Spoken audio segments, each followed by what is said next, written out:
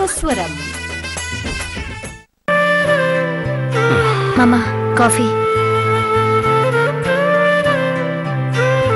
என்ன மாமா பதட்டமாவே இருக்கீங்க? கோபி விஷயமா தாம்மா. அவனுக்கு தைரியம் சொல்லி நான் அனுப்பிட்டேன். அவனும் நான் பாத்துக்கிறேன்ப்பான்னு சொல்லிட்டு போயிட்டான். இருந்தாலும் மனசு கடந்து கல்யாணம் முடிஞ்சு இப்பதான் சந்தோஷமா இருக்கணும்னு 2 பேரும் இந்த வீட்டுக்கு வந்தீங்க. உடனே பிரச்சனை மேல பிரச்சனையை அவன் தலை மேல வைக்கிறோம். அதுக்கு என்ன மாமா பண்ண முடியும்? குடும்பம்னா எல்லாம் இருக்கதானே செய்யும். அது சரிம்மா. இப்ப போயிருக்கானே அந்த இடம் சரியில்லைம்மா. இந்த குமார் இருக்கானே ரொம்ப மோசமான ஆளு.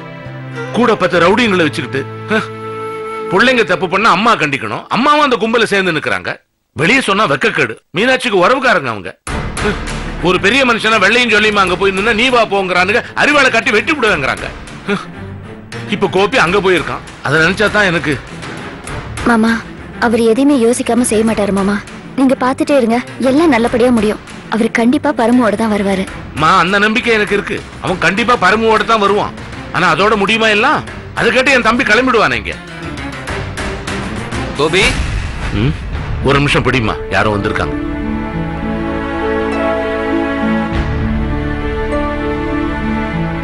ஐயா வணக்கம் ஐயா. வணக்கம். இருக்காருங்களா? கோபி வெளியூர் போயிருக்கானே. அப்படியா? இன்னைக்கு முகூர்த்த நாள் கூட இல்லையே. இல்ல கச்சேரிக்காக போகல. சரி, சொந்த விஷயமா தான் போயிருக்கான். அப்ப எப்ப வருவாரு? வந்துருவான், நாளை மத்த நாள் வந்து. சரிங்க, அவர் வந்தவன பாக்குறேன். வெளியூர் போயிருக்கானா?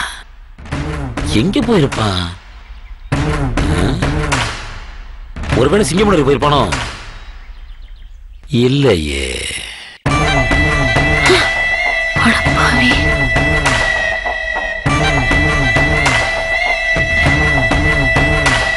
என்ன ஒட்டு கேக்குறியா? ஆமா, இது பெரிய சுல்தான் கோட்டை. உள்ள ராணுவ ரகசியம் எல்லாம் நடந்துகிட்டு இருக்கு. ஒட்டு கேட்டுக்கிட்டு இருக்காங்க. ரொம்ப தான் ஓவரா போயிட்டு இருக்கீங்களே. ஒண்ணு தெரிஞ்சுங்க, இந்த வீட்டுக்கெல்லாம் நாங்க வாடகை கொடுத்துட்டு தாமா இருக்கோம். என்னமோ ஒட்டுமொத்த காமோட்டுக்கே பெரிய வானர் மாதிரி ரொம்ப செலுத்துக்கிறீங்க. இதெல்லாம் நல்லா இல்ல. போனா போகுதுன்னு பார்த்தா ஒரு எல்லைக்கு மேல போயிட்டே இருக்க. நீ பண்ற பாவத்துக்குலாம் ஒரு நாள் அனுபவிச்சே ஆகணும். எதையுமே சும்மா விடாது.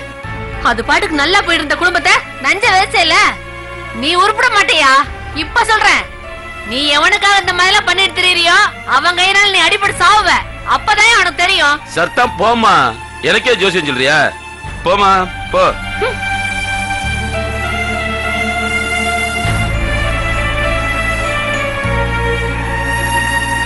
ஏங்க அந்த பட்டுக்கடப்ப பண்ற அட்டுளையும் தாங்க முடியலங்க. எந்த பட்டுக்கடப்பன்னு சொல்ற? அதாங்க இந்த ஜோசியக்கார நம்ம வீட்டு பக்கமே காதை வச்சு தொலைறான். நீங்க என்ன பேசுறீங்க ஏது பேசுறீங்கன்னு ஒட்டு கேக்குறான். ஐயோ, கோபி வெளியூர் போயிருக்கான்னு சொன்னேனே, அது கூட கேட்டிருப்பான்ல. ஆமாங்க. இரு,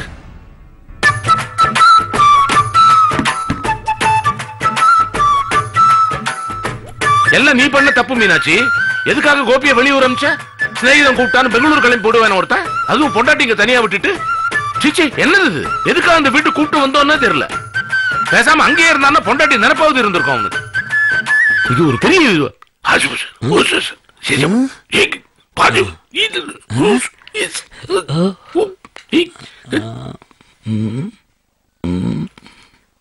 யோசரே கழுத்து சுள்ளிக்க போகுது. உள்ள வாங்க. எட்டங்குல செவரு இங்க பேசின வெளியே கேட்காது. இது போன். ஹலோ. ஏன் அப்படி நடிக்கிற?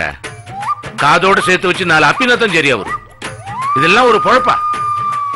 இல்ல உனக்கு நிறைய டைம் கொடுத்தாச்சு, நீ திருந்தறதா இல்ல. கோபி வரட்டும், நாங்க அனுப்பி வைக்கிறோம். ஐயோ, உங்க கால்ல கூட கும்பிட்டு அந்த கோபிகிட்ட மட்டும் வேணாங்க ஐயா. ஐயா கைராசி அப்படி ஆரம்பிச்சு வச்சாப்ல நான் ஸ்டாப்பா போயிட்டு இருக்குயா. ஆணு பொண்ணுன்னு வித்தியாசம் கிடையாது. போறேன் வர்றவன்னா கோயில் மணி கணக்கா அடிச்சுக்கிட்டு இருக்கான் ஐயா. நான் கிளம்புறேன் ஐயா. நாசமா தான் போவேன். ரொம்ப நல்லது, போயிட்டு வர்றேன். இன்னும் கொஞ்ச நாளைக்கு இது தாங்கும்.